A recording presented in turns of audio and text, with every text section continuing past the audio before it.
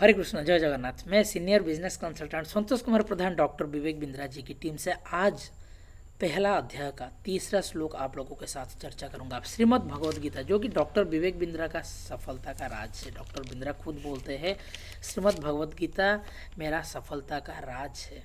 तो आपको भी अगर ज़िंदगी में सफल बनना है ना, तो चलिए आज भगवद गीता का पहला अध्याय का तीसरा श्लोक सुनिए और हम लोग चर्चा करेंगे कि आपके बिजनेस लाइफ में और अब अगर आप एक स्टूडेंट है तो स्टूडेंट की लाइफ में, या तो आप कोई प्रोफेशन में है या तो कोई जॉब कर रहे हैं, कोई फ्रीलांसिंग है, तो आपकी लाइफ में किस तरह से ये रिलेट करता है, किस तरह से एक्ट करता है, उसके बारे में हम लोग अभी डिस्कस करने वाले हैं। तो पहला अध्याय का तीसरा श्लोक क्या है?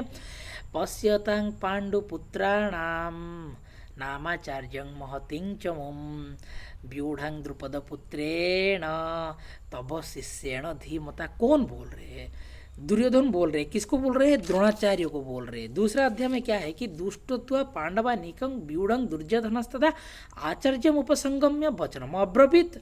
मतलब दुर्योधन जाके किसको? गुरु द्रोण को बता रहे हैं। अब क्या बता रहे हैं? तीसरा श्लोक में ये चीज बता रहे हैं कि पश्यतांग पश्यतांग पांडुपुत्राणां नामाचार्यं महतिं चमुं व्यूढ़ं द्रुपद पुत्रेण तब शिष्यण धीमता। कि हे गुरुदेव, हे गुरु द्रोण, देखिए देखिए क्या, देखिए कि है आचार्य पांडु पुत्रों का ये विराट सेना बाहिनी जो है उसको देखिए, और इसको आपके आपके यानी कि गुरु द्रोण को बोलते हैं कि आपके जो सबसे चालाक शिष्य है, जो सबसे बुद्धिमान शिष्य है द्रुपद पुत्र, उनको द्वारा पांडवों की विराट सेना को एक व्यूह का आकार दिया गया है। व्यूह का मतलब क्या होता है कि एक कुछ भी चीज़ जो हो, जो कि एक पर्टिकुलर शेप में नहीं है, और कोई चीज़ को आप लाके एक उसको स्पेरिकल शेप में बना देते हो और इस तरह से आप उसको सजा देते हो ना, ताकि बाहर का कोई भी एक्सटर्नल ऑब्जेक्टिव जो है वो उसके अंदर एंटर नहीं कर पाता है। यानी कि इतना सुंदर तरीके से आपका जो शिष्य है, द्रुपद का पुत्र है, उन्होंने पांडव की सेना को सजा दिया है। तो आप लोगों के लिए क्या सीख है कि आपके कंपनी में भी बहुत बार बहुत सारा लोग आप लोगों को कंप्लेन करते होंगे कि सर इसने ऐसे कर दिया, उसने वैसा कर दिया, उसने ये कमी कर दिया।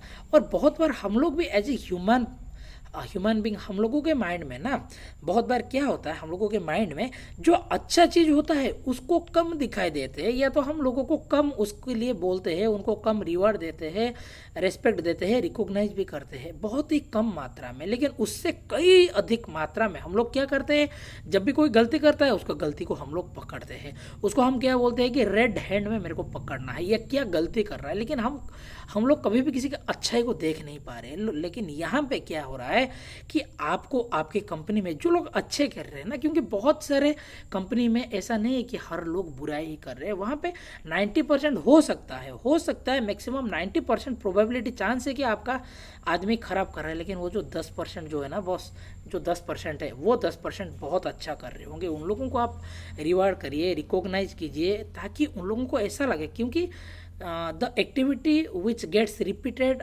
The activity which rewarded that gets repeated. ये डॉक्टर बिंद्रा बोलते हैं कि जिस व्यवहार को दोगे पुरस्कार वही दोहरा जाएगा बार बार। अगर आप भी चाहते हैं आपकी कंपनी में जे कर्व लाने के लिए, बिजनेस में जे कर्व लाने के लिए, करियर में जे कर्व लाने के लिए, स्टूडेंट हो अगर चाहते हो कि ज़िंदगी में बहुत इंप्रूव करना है, तो जो अच्छा हैबिट्स है उसको आप रिपीट करते जाओ और ज़िंदगी में जे कर्व लाओ। तब तक के लिए नमस्कार, जय जगन्नाथ, हरे कृष्ण।